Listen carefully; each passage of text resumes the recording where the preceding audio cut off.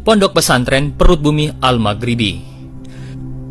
Pesantren ini berbeda dari pesantren-pesantren lainnya karena lokasinya yang berada di dalam gua. Yap, kalian tidak salah dengar. Pesantren ini dibangun di dalam gua yang punya kedalaman sekitar 20 meter di bawah tanah yang didirikan oleh seorang ulama bernama Kiai Haji Suban Al-Mubarak pada tahun 2002. Beliau ini adalah seorang ulama asli Tuban yang punya cita-cita untuk mendidik para santri yang berasal dari mantan pelaku kriminal. Beliau juga ingin memberikan kesempatan kedua untuk mereka memperbaiki diri dan belajar Islam dengan lebih baik lagi. Beliau juga ingin menciptakan suasana yang tenang dan damai bagi para santri, sehingga beliau memilih lokasi yang jauh dari keramaian dan hiruk-pikuk kota. Dan lokasi yang dipilih oleh beliau adalah sebuah goa di Dusun Wire, Kelurahan Gedung Gombo, Kecamatan Semanding, Kabupaten Tuban. Goa ini dulunya jadi tempat pembuangan sampah, tapi dengan tekad dan usahanya yang keras, beliau berhasil membersihkan dan merenovasi goa ini menjadi sebuah pesantren yang indah dan nyaman. Beliau juga menghiasi goa ini dengan ukiran-ukiran kaligrafi yang terbuat dari marmer dan lampu-lampu neon yang menerangi ruangan. Pesantren Perut Bumi Al-Maghribi punya luas sekitar 3 hektar dan terdiri dari beberapa bangunan dan fasilitas.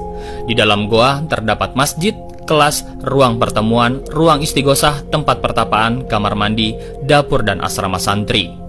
Semua bangunan dan fasilitas ini dibuat dengan memanfaatkan lorong-lorong dan ruangan-ruangan di dalam goa. Di goa ini para santri bisa belajar mengaji, membaca kitab-kitab kuning, menghafal Al-Quran, dan berbagai ilmu agama lainnya. Salah satu hal yang paling menonjol dari pesantren ini adalah Masjid Ashabul Kahfi Perut Bumi Al-Maghribi. Masjid ini dinamakan Ashabul Kahfi karena terinspirasi dari kisah para Ashabul Kahfi.